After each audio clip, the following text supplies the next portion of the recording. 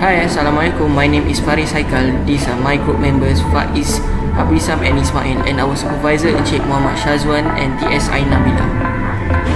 We are students of Kolej Vokasional Muar for refrigeration and air conditioning program.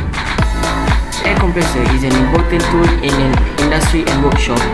Air compressors that have been on the market are too expensive and big in size, difficult to rearrange and store, and produce a loud noise. In addition, the owner of a workshop has to spend a lot of money to maintain and own the air compressor if it breaks down. So, introduce our creative and special product Mini Air Compressor. Our Mini Air Compressor is designed to facilitate work in the workshop, which is it can save maintenance costs and is very easy to maintain yourself considering its smaller size. This compressor also do not make a loud noise and portable type which can be moved to be used anywhere. This is new invention that can make every workshop owner have their own air compressor. So this is Mini Air Compressor.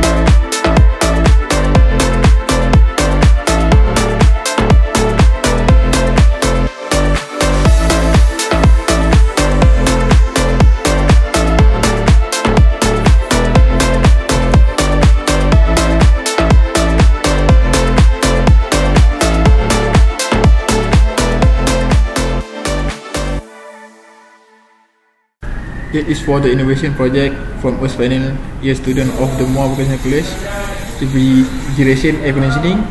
Finally, thank you very much for approving this innovation project.